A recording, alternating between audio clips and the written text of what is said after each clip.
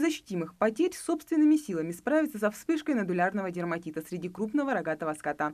Провели массовую вакцинацию животных. Учитывая опыт прошлого года, когда недуг затронул почти все хозяйства республики, то в этом году управление приняло серьезные меры, чтобы эпидемия не повторилась вновь. В этом году мы еще, в прошлом году, зная ситуацию, мы в прошлом году побеспокоились, завезли в полном объеме вакцину с ветеринарии города Москвы и начали заранее еще где-то с конца февраля, с начала марта провели полную вакцинацию против нодулярного дерматита.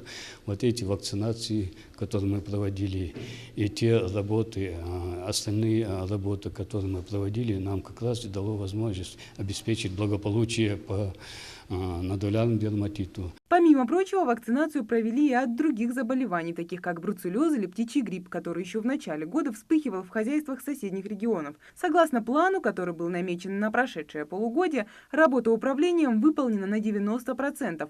Только за прошедший год введено в эксплуатацию 8 ветучастков. Но и это не все. Нам сейчас навстречу идут и главы муниципальных администраций и Сундинского района, и города Назрани, и Назрани, Малгобекского района.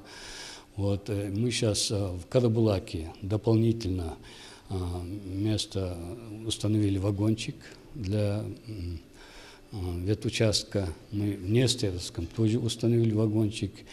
В Карабулаке построена раскола. Сейчас надо отдать должное внимание и главам администрации. Они сейчас понимают всю ситуацию. Планов на ближайшее время у ветуправления много. В скором времени будут вводиться новые программы контроля в электронном формате. Это тот же «Меркурий». Теперь все ветеринарные сопроводительные документы будут храниться в электронном формате, что позволит упростить поиск в общем реестре. Ну и ранее в республике не было специализированной ветеринарной лаборатории, которая бы занималась аккредитацией. То в Ростовскую, то в Ставропольскую край, то в Владимир, пробы вывозим туда исследования. Но мы сейчас мы идем, занимаемся аккредитацией, мы составили план.